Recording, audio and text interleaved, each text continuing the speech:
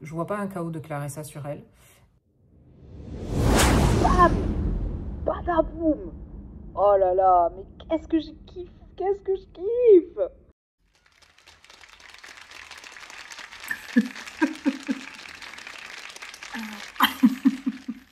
Bonjour à tous, aujourd'hui je vous parle du combat entre Claressa Shields et Danielle Perkins dans une soirée où franchement la sous-carte était pas faux folle.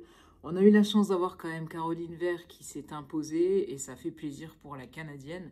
Mais franchement, d'ailleurs née à Paris, mais franchement j'en pouvais plus. Le dernier combat là, Moore contre Lacey. Vraiment, là, c'était pénible. Des accrochages, c'était crado, c'était du catch. C'était franchement le combat le plus éclatax de toute la soirée, voire même de toute l'année. Et comme prévu, il a fini éclaté au sol. Vraiment. Bref, donc j'étais super contente de voir Daniel Perkins enfin rentrer sur le ring. Une rentrée, un ring walk que j'ai trouvé ultra lent.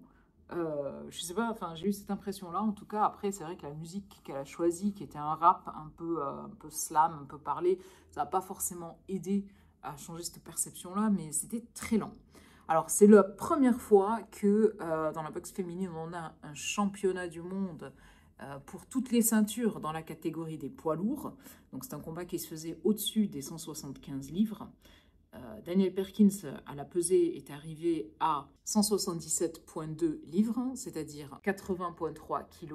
Claressa Shields, quant à elle, était un peu plus légère, à 173,6 livres, ce qui veut dire 78,5 kg. Alors, il y a eu une réhydratation quand même de Daniel qui était assez visible. Et d'ailleurs, il y a eu des discussions par rapport au contrat en lui-même, puisque Perkins disait pouvoir être réhydraté sans aucune limite. Et apparemment, le clan de Shields, lui, parlait d'une limite de réhydratation. Bon, toujours est-il que je pense largement Perkins avait au moins 5 bons kilos de plus que Claressa. Très clairement. Et puis ensuite, il y a la différence de taille et d'allonge, hein, puisque Perkins a fait 1,83 m, Claressa a fait 1,73 m, 75, 80, bon, ouais, à 2 cm près. En tout cas, c'est dans les 10 cm d'écart de taille et d'allonge, ce qui est énorme. Alors le combat débute traditionnellement avec l'hymne national, et pour le coup, la chanteuse de l'hymne national, c'est l'actrice Jasmine Hidley, qui en fait jouait Claressa Shields enfant dans le film The Fire Inside. Joli clin d'œil de la part de la GOAT. Claressa, quant à elle, elle arrive chez elle, à Flint. La salle est clairement pour elle. J'ai trouvé sa tenue super jolie, noir et or, comme ça, assez classe. Et donc elle arrive accompagnée par le rappeur Papoose, qui est son compagnon dans la vie également, et qui donc rythme son ring walk. C'est vraiment la fête. On voit qu'elle est contente de faire ce homecoming à Flint. La salle n'attend qu'elle. Tout le monde est là pour Claressa. Et on s'apprête à voir quelque chose d'historique. C'est génial, je trouve qu'elle ait choisi de le faire dans la ville de Flint. C'est encore une fois Claressa, toujours dans le retour, toujours à donner, à amener de la lumière et à être reconnaissante envers les siens. Donc je trouvais ça vraiment cool. Et au second plan, on voit aussi le comédien Lou Young qui est habillé en Frank Lucas. Alors si vous ne savez pas qui est Frank Lucas, je vous invite à voir un excellent film qui s'appelle American Gangster, dans lequel le fabuleux Denzel Washington incarne ce personnage. Frank Lucas porte cette tenue lorsqu'il se rend à un combat de boxe. Frank Lucas, c'est un personnage réel et non fictif. Je vous laisse vous renseigner. Premier round, Claressa essaie de se positionner. Donc elle est très vigilante, on la voit très concentrée et elle cherche ses appuis, elle cherche sa distance. On voit sa jambe avant, donc le pied gauche, qui se place sur l'extérieur par rapport au pied de Danielle Perkins. Ça, c'est important quand on boxe en face d'une gauchère et qu'on est droitière, parce qu'en fait, on a les deux jambes qui viennent en face l'une de l'autre, et il faut que la boxeuse qui est droitière décale un peu sur l'extérieur.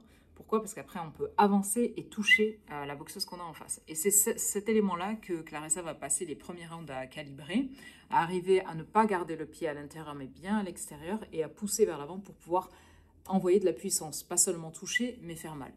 Donc elle va pas mal faire ça, et puis aussi, on la voit beaucoup étudier je dirais le timing de Danielle. Elle arrive, je crois, au round 3 ou 4, justement, à la timer, à la contrer. Et elle va développer ça au fil des rounds. Petit à petit, Claressa maîtrise de mieux en mieux ses déplacements.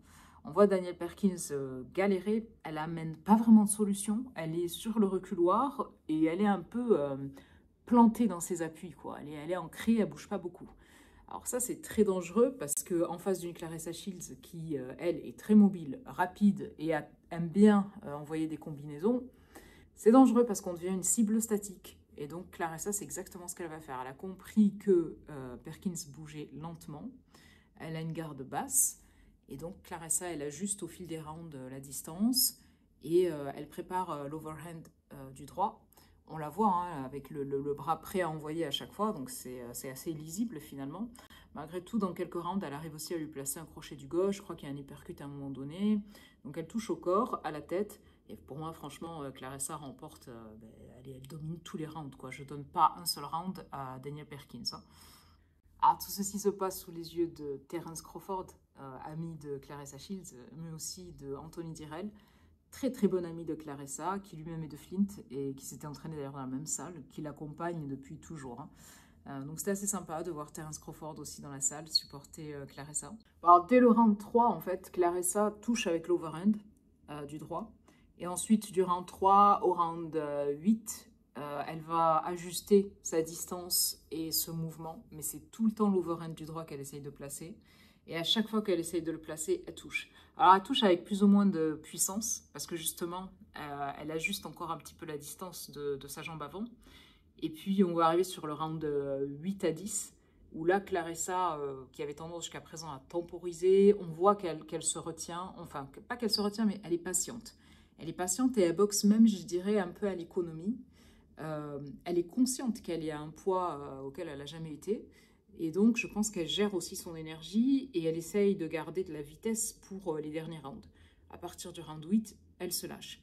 Round 8, elle se lâche, elle envoie les points de façon plus décontractée, enfin ça se libère quoi, et là c'est parti, mais en même temps au round 8, elle a déjà calibré Perkins, elle mesure mieux les distances et à chaque fois qu'elle place l'overhand du droit, elle la tape.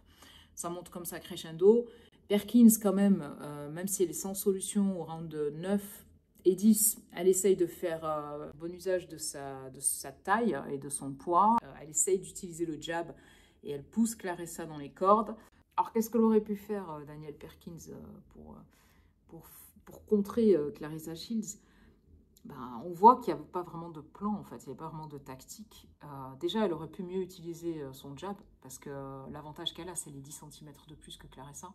Donc si elle avait plus utilisé sa gauche, en piston, elle aurait pu faire déjà un peu plus de dégâts sur Claressa.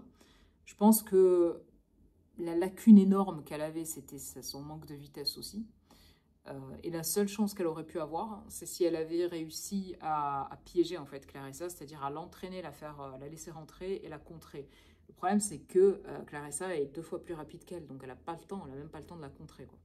Et donc voilà, bon, dans le flow du combat d'ailleurs, il y a eu un moment où Claressa a trébuché, elle a pris un coup quand même gauche, et elle part en arrière, elle trébuche un peu. Même cas pour Perkins un peu plus tard dans le combat. Je crois que le sol a un peu trop souffert du combat Moore contre Lacey, et c'était peut-être une des explications, voilà. C'est toujours un peu délicat quand on boxe une boxeuse comme ça qui n'est pas très conventionnelle parce que ça peut déstabiliser et puis on peut se prendre un coup sans faire vraiment attention. Donc elle arrive quand même à la pousser dans les cordes, mais Claressa, elle a tellement des bons mouvements de buste, des esquives, ça se passe très bien, j'allais dire, quoi. Elle est dans les cordes, mais elle prend pas de coups. Et puis on continue comme ça crescendo, et arrivé au round 10, à la toute fin du round 10, là c'est le geste parfait. Claressa nous fait comme à l'entraînement, et Perkins tombe. Et là, elle a pris pleine puissance, c'est-à-dire que Claressa est parfaitement bien positionnée, et cette fois-ci, quand ça touche, ça fait tomber.